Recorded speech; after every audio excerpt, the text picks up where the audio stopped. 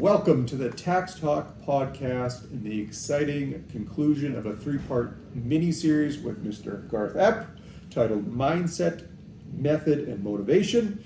Garth is a growth-minded strategic thinker who never settles in the success of yesterday but always builds into the future. Life flows through Garth to inspire and empower people who desire to move past their limiting beliefs and realize their true potential. Garth, thanks again for taking some time to hop on the podcast with me again. Absolutely. So we're kind of finishing up the series, talking motivation today. It's my understanding you've got a bit of a intro here to kind of tie the three of them together, so I'm just going to let you get right into that. Sure. And probably should have maybe even started this at the very beginning when we started talking at mindset at the first of the three segments here. But the importance, as we talk about motivation today, it's important to realize that our peak performance comes out of the combination of our mindset, our method, and our motivation. Because if we just have our correct mindset and method right, we really just have ideation. Okay. And I don't know how many people out there you've had great ideas, but you stay in that ideation stage, and weeks, months, years go by. But if you don't have the motivation or the drive to put that ideation into action, it just stays as an idea. And then typically we look back, we see someone else do something and we go, oh, I had that idea years ago. Or we see, yeah, I thought that was going to work. That was my idea. But we didn't do anything. So the motivation is important as a piece to that. But with that said, if we just have the mindset and the motivation, but we don't have the method, then we just get stuck in inspiration. Gotcha. And there's probably some people they're all inspired and they have these great ideas and they have this great, not only just the idea, but the whole inspiration around it. But if they don't have the method to go with it, it just stays as this ideal, inspiration, but again, there's not a practical step of how to see it, kind of take shape and take form. And then on the flip, if we just have the method and the motivation, then we just have implementation. Gotcha. But we could just be doing for the sake of doing, and if we don't have the right mindset, and if we're really not into it, we get stuck, and we can just get stuck in this place of implementation, but it's not getting us anywhere. So it's the combination of the three and the relationship between the three. And it's really when we take that mindset, the method, and the motivation, then we get this integration. And it's taking all three together that really leads us towards our peak performance in our results, in our accomplishments, as well as our, what's the word I'm going to use? Just in our satisfaction of getting it all done. Right.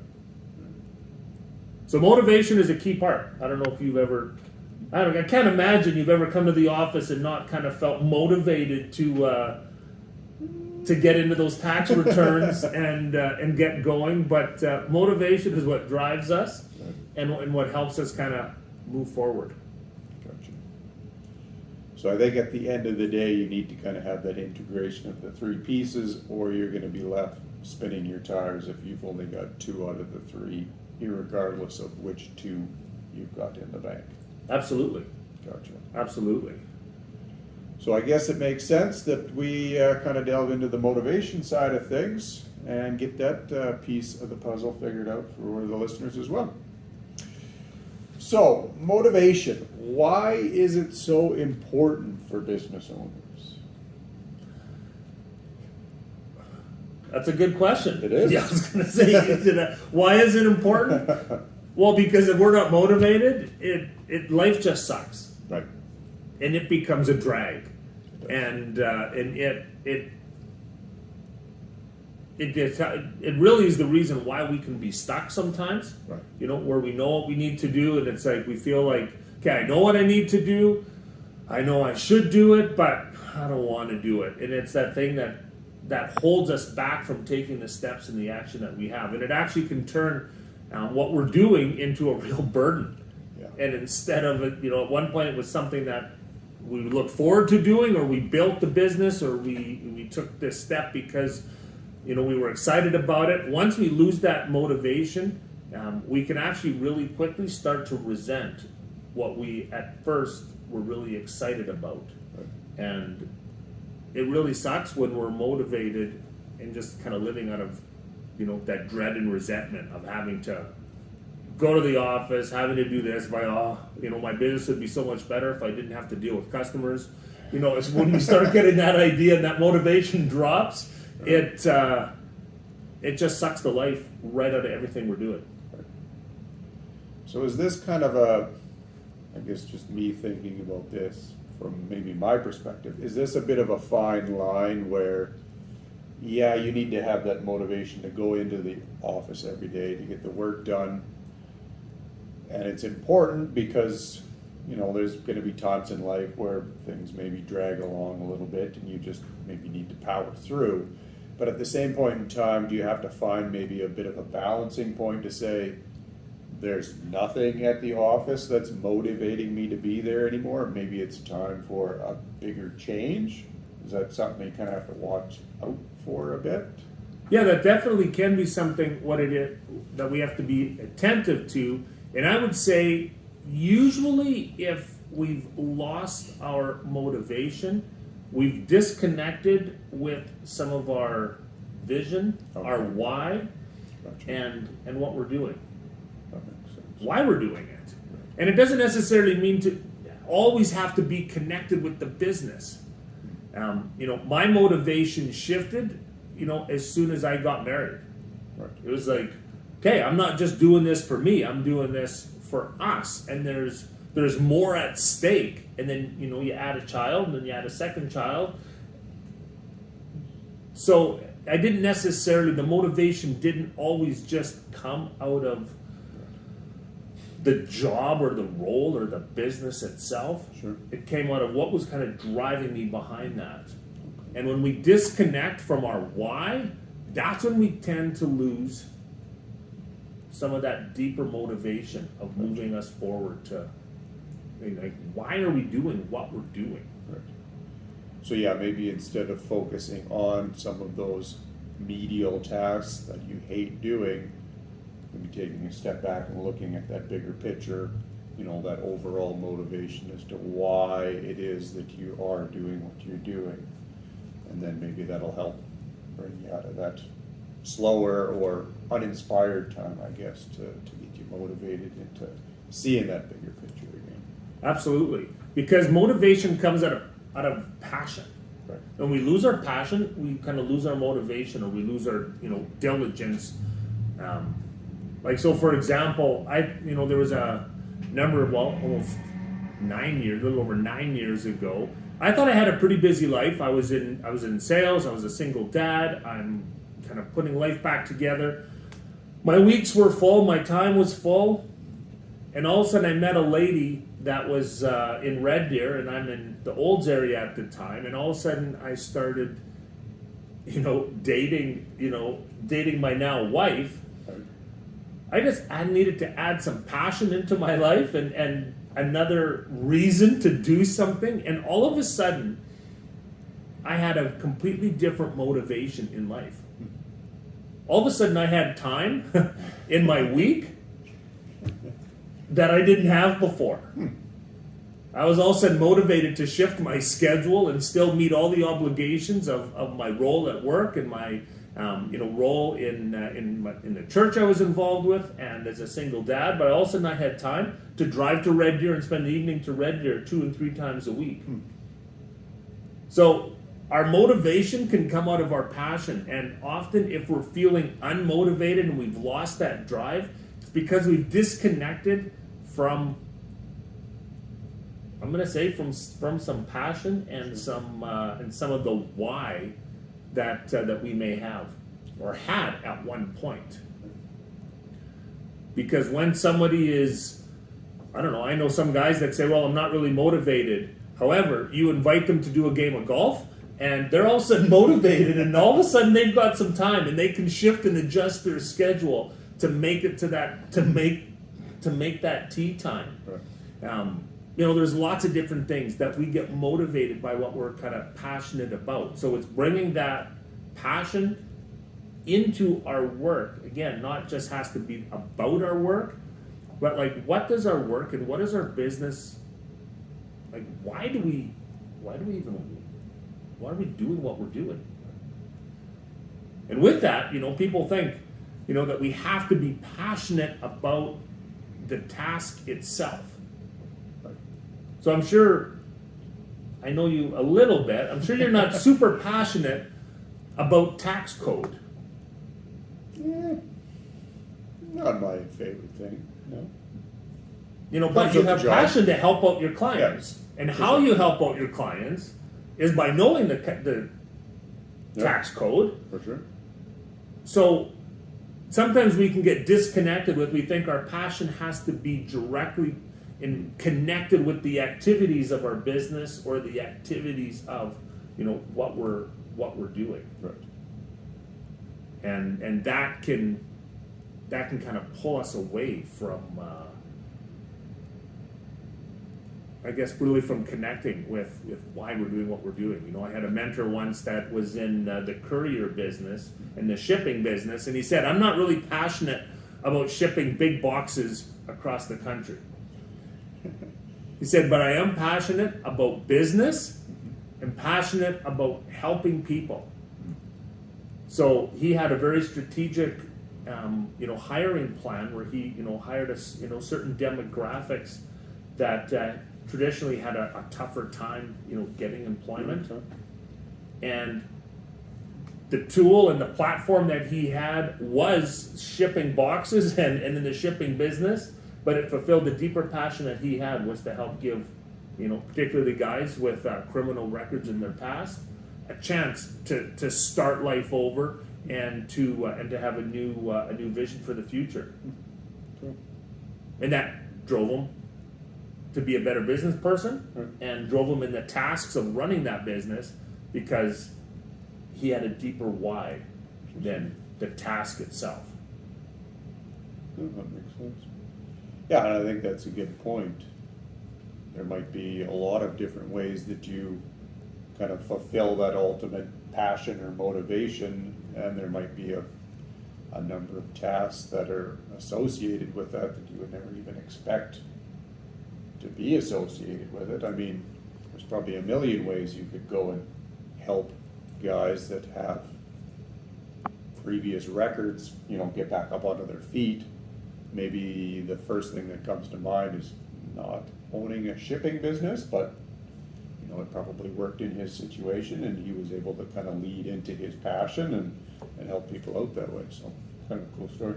Yeah, so that's really what's important is when we when we look at the motivation that we have is what really does drive us. What are we looking for? My wife and I, we added a component to our business with some technology and some software, Right. and we have no passion for software, and we didn't have a desire to go, we should start a software company. Right. But what we do have a passion for, and that one of my passions is to help people, get order, Right. either in their personal life or in their business.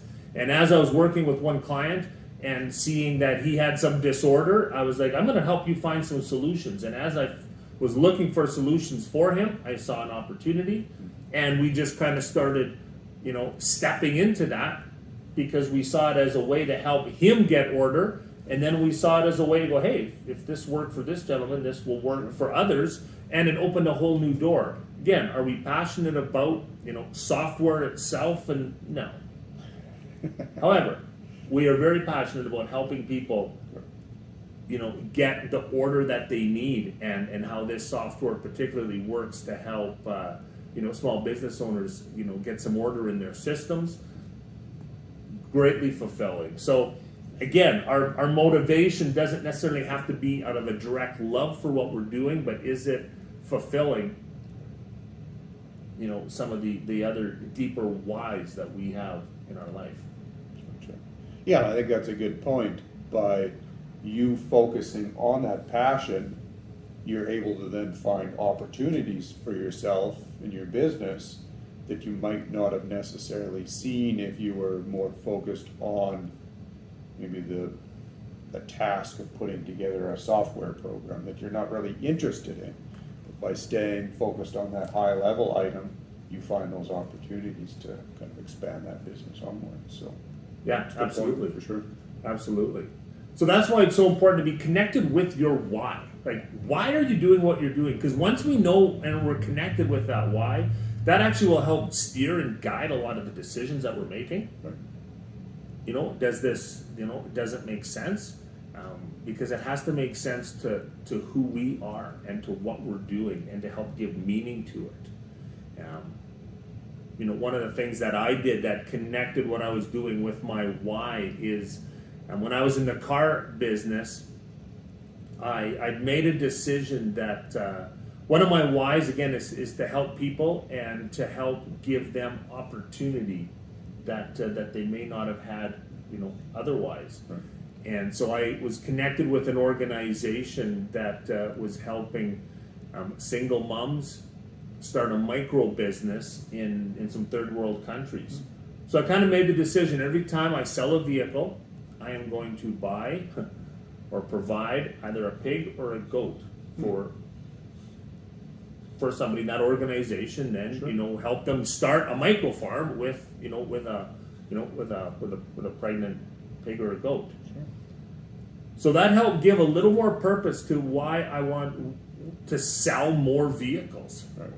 It wasn't just selling more vehicles because the boss would say you got to sell more vehicles, and it wasn't just to drive because I just wanted the extra money. It connected me with a deeper why and fulfillment that I had, and that helped definitely motivate me to a different level and gave some extra purpose to what I was doing.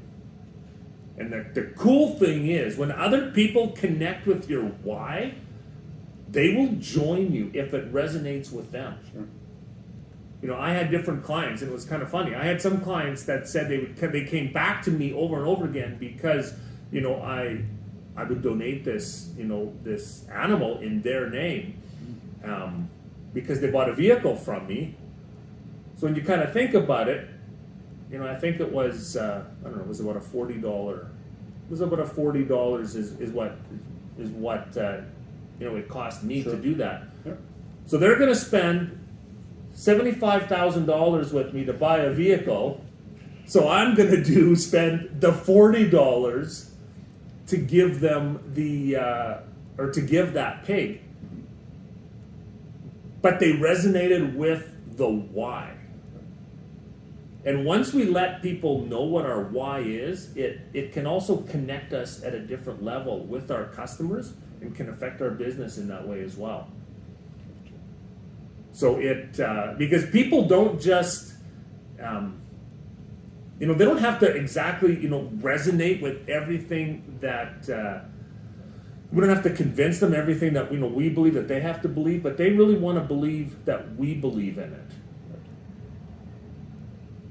And most people know what we do, but they don't really know why we do it. And when we start sharing the why, it connects us at a different level. And it will really bring a lot of our customers, clients, in at a much deeper level of loyalty and engagement. And I think you guys, as a firm here, Legacy, kind of did that in the whole rebranding. Yep. Your name is kind of giving a much more of a public, impression and a public, kind of declaration of what you guys are about as a firm. Sure. And I think that will definitely play out in more discussions, interaction with clients, because if you're not just an accounting firm. There's that you're attaching a bit of your why right in with your name. So I think it's important. It's really important because that helps bring purpose and meaning to what we're doing. And when we have purpose and meaning, we have the motivation. For sure. Like even even looking at my own life again, I thought I was kind of a busy guy, and I, liked my sleep. You have a child, and life just can turn completely upside down, and it gives a completely different motivation and schedule, and we do it with a smile. Sometimes, not necessarily at the moment. But that why drives us through the times when we don't want to do the things that we want to do. And because there's a deeper motivation. I know you're spending a lot of time on the soccer field. And it's not necessarily your love for soccer itself that does it. There's a motivation of a connection with your son. Right. And that gives us motivation to change our whole schedules to make sure that you've got time throughout the week to be on that soccer field. No, that's good. And I think that kind of ties into kind of the second point I had here. Everyone knows what they do, but few business owners kind of communicate the why of what they're doing. And kind of like you mentioned how, we've recently gone through the rebranding at the firm. I think that why is out there now. Before, it was, obviously we're an accounting firm. We probably do the same things as all these other accounting firms in town. But now you can see, legacy tax and accounting, there is a why kind of attached to it. And it's more than just us filling that compliance side of things, more than ensuring your tax returns get filed on a regular basis. It's helping you build that family legacy and see that business transition on to the next generation. And when you say the family thing too, why is it that I take 2 to 3 days out of my schedule to go coach soccer? Yeah, sure, I enjoy soccer, but yeah, it's seeing my son progress and develop, and spending the time with him. And then, as you get to kind of know some of these other kids too, much of that same reason, seeing them be able to kind of grow in that environment as well. And, that is the motivation to keep going. I get home late last night and I've got to fill in the roster for the tournament that's coming up. And it's like, it's 8:30. I've been working since 4:30-ish this morning. I've really had enough of this, but I need to keep the motivation, because if I don't do this, then these kids aren't going to be able to play on Saturday. So, seeing that bigger picture, making sure that why is always kind of front of mind is very helpful to make sure that you stay motivated. And then I think, like you say, it translates and resonates with the clients that you interact with. Yeah, absolutely. Absolutely. So I guess the question that I would throw out there is like, first of all, not everybody even knows why they're doing what they're doing. And sometimes it's hard to, sometimes. It's really impossible to communicate why we're doing what we're doing if it's not clear in our own minds. And that can just be a great exercise even to just be reconnected to that why, which can help spark some of that extra drive that you might be missing. So if it has been more of a drag, more of a struggle, more of a just kind of trying to stir up and muster up the energy, chances are there's been a bit of a disconnection with that why, and that why is usually connected to a dream. And usually when we're younger, we have that little bit of more of a dream ahead of what we're going to, and as we get older, as some of that dies, some of that motivation can go with it. So it's really important to keep that dream alive, or revisit that dream, because that dream probably has changed. But connecting with that why, can be connected with children, could be connected with a cause, connected with a deeper fulfillment, community. Lots of different people have a very different why, but I'm gonna say the why is going to come out of the why that comes out of, it needs to come out of our heart. Right. Sure. Because if we just say why, well, because I want to make more money, that's kind of a head thing. Well, why do we want the money? And one exercise that you can do, it's called why 7 layers deep. Okay. So kind of thinking about something and go, well, why? So it might be, I want to start a business. Well, why do I want to start this business? Well, because I want to be my own boss.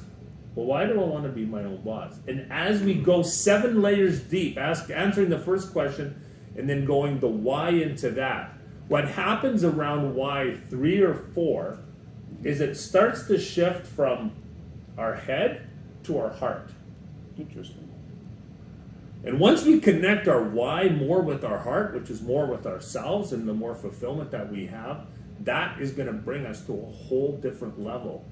And if we stay connected with that, that helps give us that, that drive. That's a good point. Because, I think a lot of business owners maybe get into operations. In a lot of cases, you might see some sort of niche in the market where you can make some money and you kind of take advantage of that. But I think hitting on some of those deeper levels as to why it is that you're doing that is probably going to set you up for more long-term success. Because otherwise you're probably going to be stuck in the mundane fairly quickly if your only motivation to be at that office or that job is to make a couple bucks. Because you can do that anywhere. But if you can really find that deep-seated why, latch onto that, understand why it's there, and keep pursuing that, that'll probably set you and the business up for some good long-term success, I would think. Yeah, absolutely.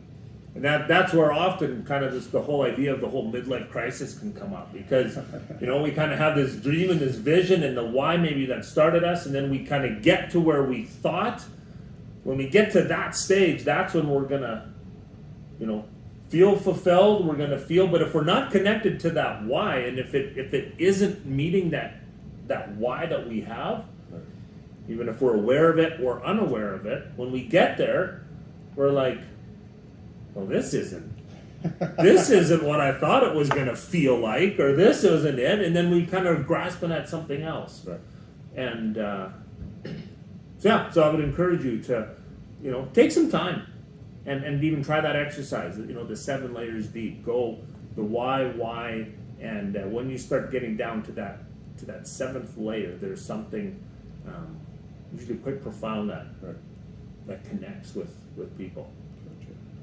So I'm sure some of this is probably doable by a business owner or an individual by themselves, but I would think, if you're feeling stuck, probably a good time to reach out to Garth. Garth could probably help walk you through some of these things to, find some of these whys in your life as to what drives you and motivates you and gets you to get out of bed and be encouraged to keep kind of getting out of bed every day and fulfilling that purpose on a regular basis. So yeah, absolutely, and it can help bring a different fulfillment.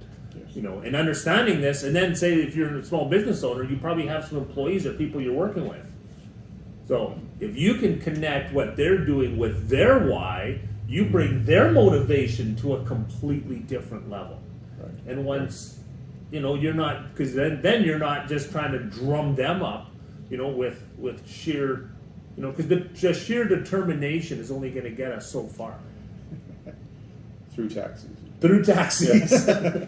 Through tax season.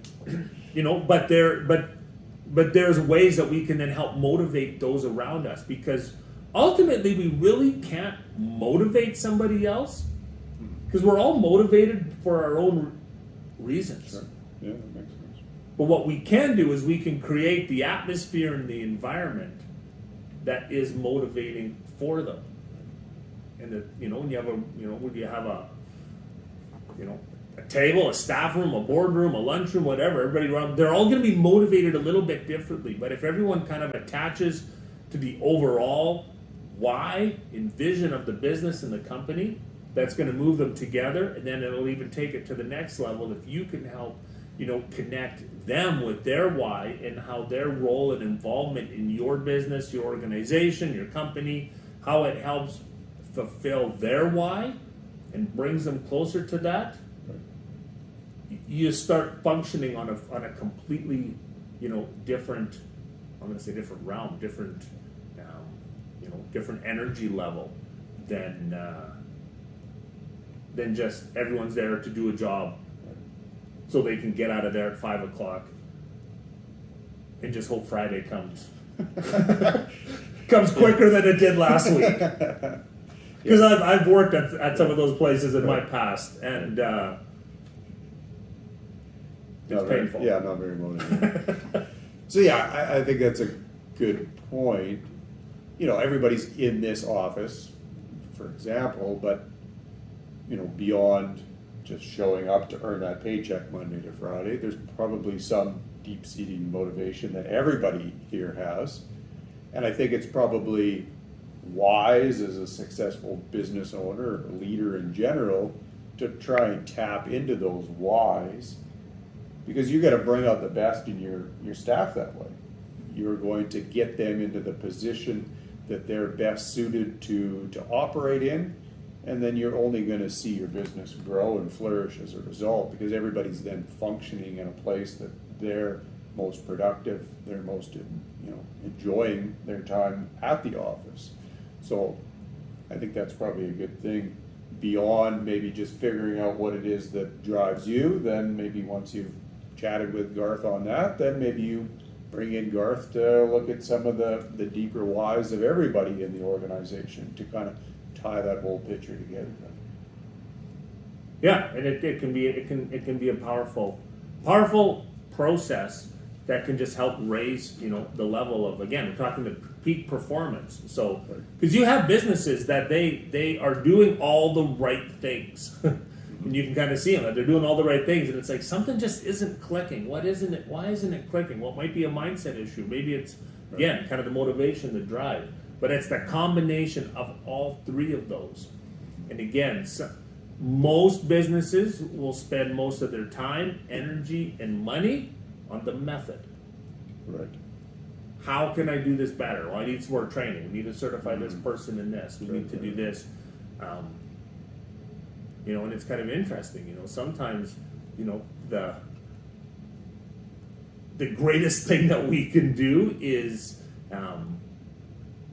not necessarily fully tangible in that way. But again, if you can connect in, again, this example, a deeper level of motivation and understanding of the business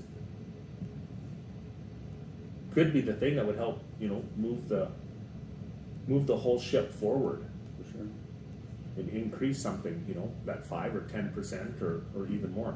No, good point. Good point. So now talking about goals. So how do we reverse engineer our goals, and how does this help kind of build out our legacy within the business or within a family? So I believe that the whole purpose of goals is to lead us towards, kind of that end result. So we need to make sure that the goals are actually leading us towards the vision that we have for our life and for our business. Gotcha. So for instance, if I'm wanting to direct somebody to my office, I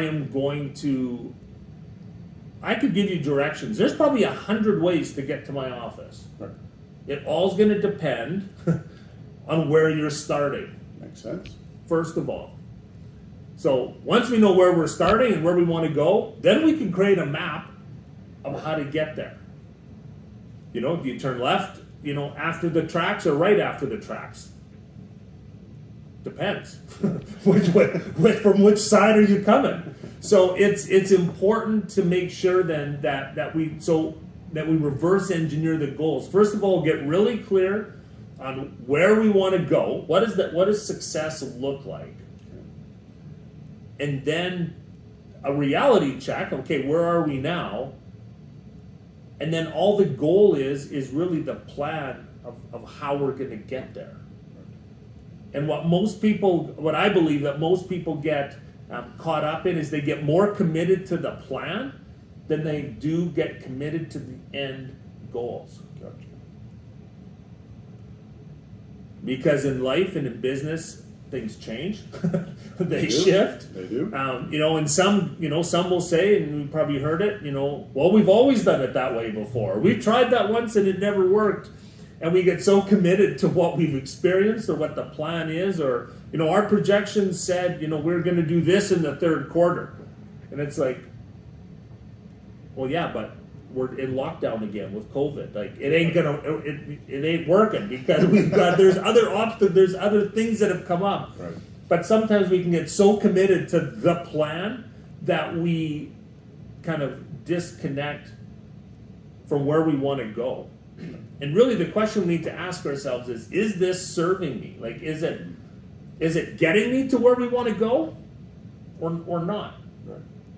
So for instance, as I'm working with, different businesses, and particularly, I'll say this, I come across it particularly in some of the trades where somebody will say, I want to be my own boss, and I want my weekends off. Like, I see the boss has the weekends off. He's not on the job site. I want the weekend off. Right.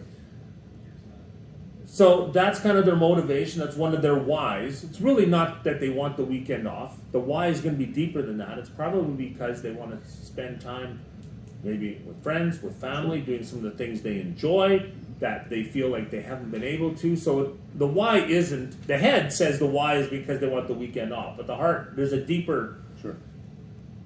So then they start this business, and then they realize, okay, well, we got to work in through most of the week, and I don't have time to do estimates, so I better do estimates on Saturday afternoon because that's when I can get around to other places. And then I gotta invoice people, so then I got to make sure that I do my books, and I don't have time during the week because I'm running like 12 hours, so I'm gonna process my receipts. This guy's got a plan. He's actually going to process his receipts, and he's going to get them put together so they don't just come to you in a shoebox. Well, that's nice. And all of a sudden, then the motive, the reason why he wanted to start the business was to have weekends off. And all of a sudden, he finds himself. They find themselves maybe working weekends, frustrated at a different level. Because they've created, and then they end up creating something that often people can resent. Gotcha. So where this can all be helpful is staying connected to that why. It's like, and reverse engineering it is like, okay, well, I want to have that extra time. So how can I build what I'm doing so I have that extra time? So that may be, that they hire somebody to do some of their accounting, and they don't start by doing it themselves, but right from the very beginning, they're already, creating something that is going to their best recollection and their best awareness, Right. that's going to lead them towards where they want to go. Gotcha.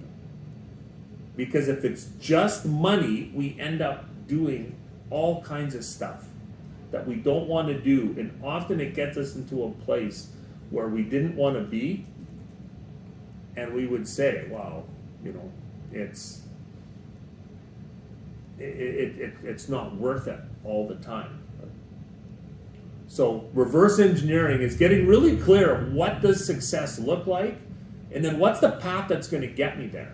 Now, I get there's seasons of time where we got to do what we got to do, and we sacrifice, the short term for the long term, and there's a bit of a trade-off there. And I'm not saying that that there is no level of sacrifice and delayed gratification.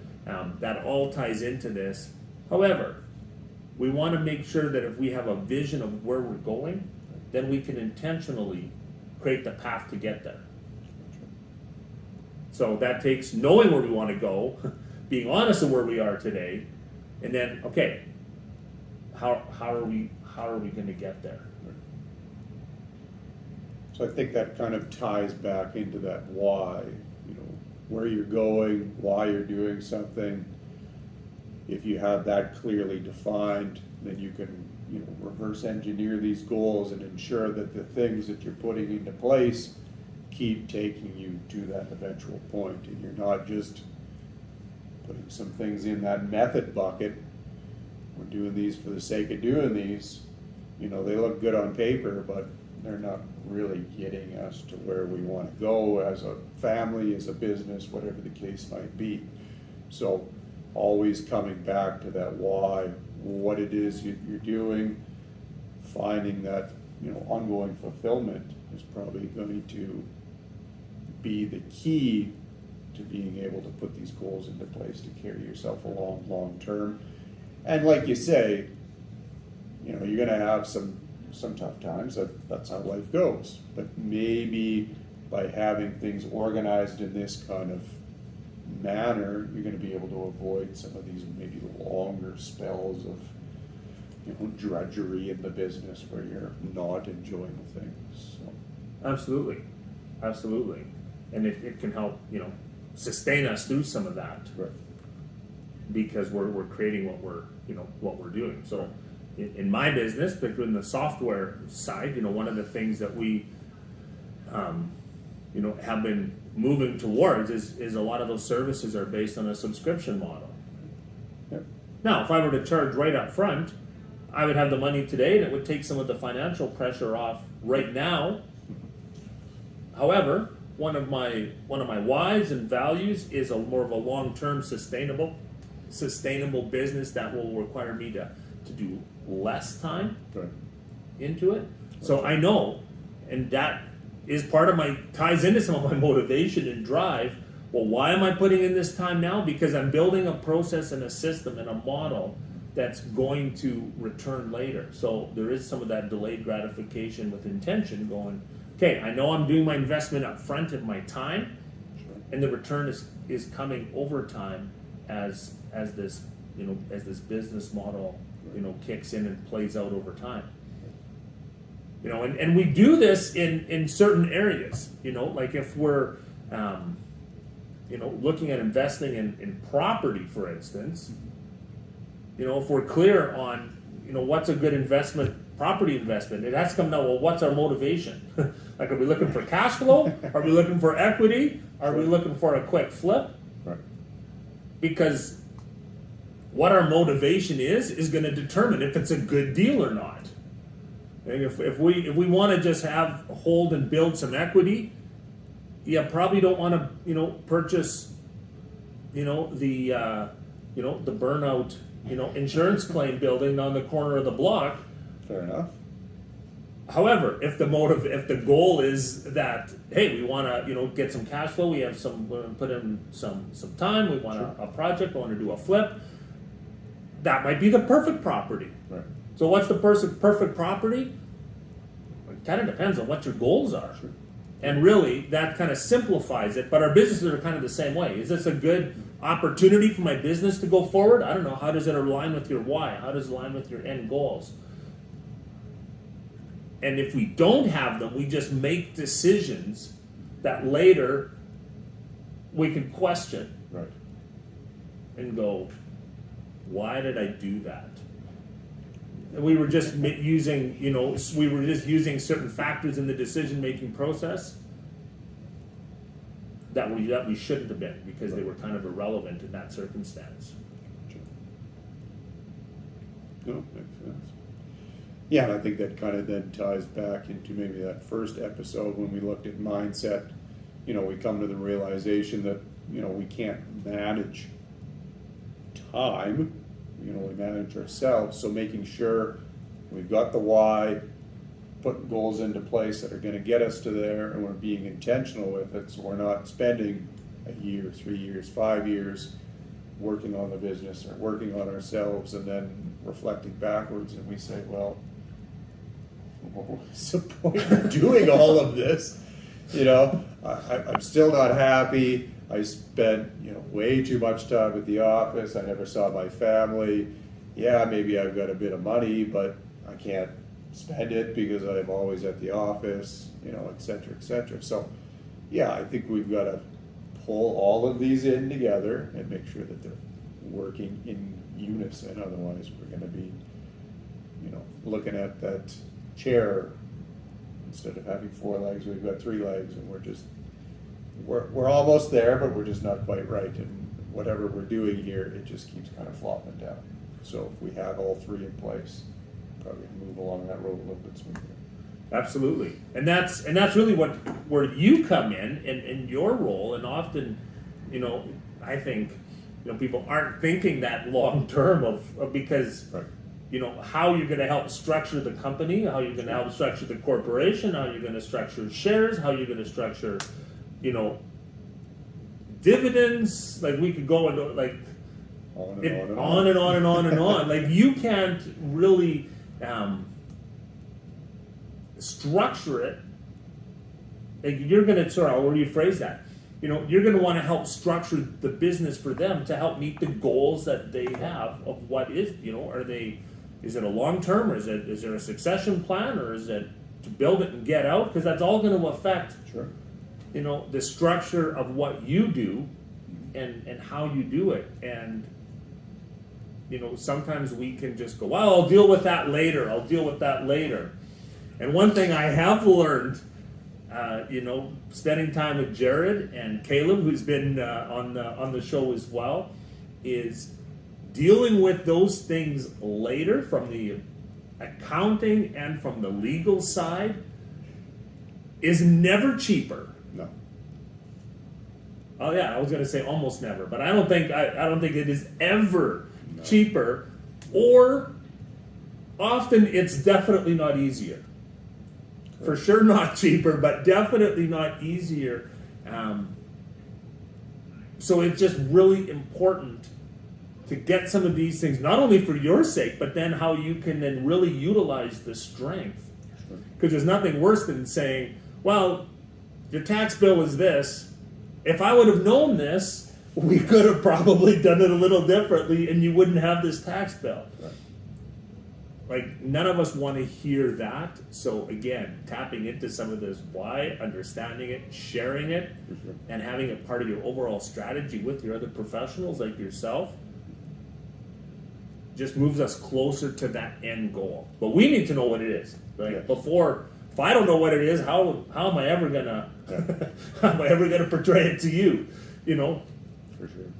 Because when we go to one thing I have learned, going to a professional for advice, if I don't give them all the information of the goals and what I want to accomplish, that advice will change. Yeah, very good point. You could give 5 different answers to the question depending on what kind of outcome I'm looking for. Yep, for sure. And it's important to take that time. And often people will say, well, I don't have the time for it. I don't have the time to even do that because we're so busy. And again, then that's usually when we're creating something that we could very easily later resent because Right. it didn't move us to where we want to go. Perfect. Well said. So I guess to wrap things up, is there anything you want to kind of tie together as far as mindset, method, and motivation for the listeners in closing? I would just say that keep in mind that it's a combination of the 3. It's a recipe of the 3. They're not competing with each other. They're in harmony with each other.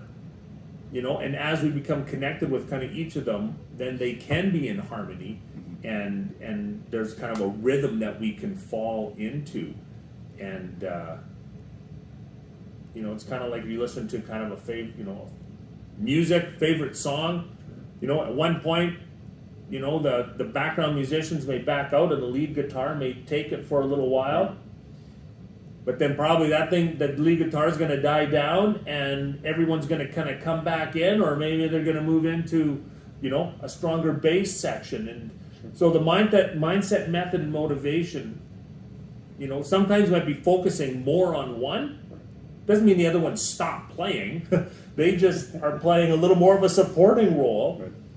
But really, it's the 3 of them kind of playing in unison. And my role as a coach is to help people become kind of aware of maybe where they're at and helping bring some of that stuff out, because it's really difficult to bring it out of ourselves. And that's why I have a coach. And it's interesting because as I'm working with my coach on stuff, he will tell me stuff that I'm telling my clients, and I go, oh, I never thought about that for me. Because it's different when we're dealing with ourselves than when we're dealing with others. And that's why I do what I do. It's very much attached to my why, because I have seen people get ordered. Nothing jacks me up more than seeing people than helping spark possibility, igniting some creativity, and then unleashing the potential and helping them create order in their business and their life. And that motivates me to put in some really long days at times and just keep going, because it just jacks me up. Right on. So I think the moral of the story is find something that gets you jacked up and pursue that. And if you need help figuring that out, give Garth a shout and he'll walk you through that process. Right on. Perfect. So Garth, I just want to say thanks again for taking some time out of your schedule to record these 3 episodes. I know there's a lot of great content in here to kind of motivate people, whether it's in your individual life, the business, whatever the case might be. A lot of great stuff here to digest, to work through, and then if you want to take things further, give Garth a shout. So if people want to touch base with you, what's the easiest way for listeners to get hold of you? The best way is kind of through our website, Your Limits Lifted, and on there, you can work directly, with me. But we also have some self-learning, digital programs that walk through a lot of this different content that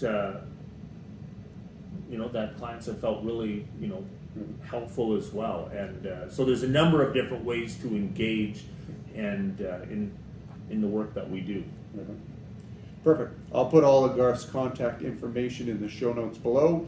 Feel free to reach out to him and take advantage of any of those resources that are available to you. I think that's it for the final episode here. So for the Tax Talk Podcast, I'm Jared Plon. Thanks again for listening. Take care, and we will talk soon. Done and done. There we go. Right on.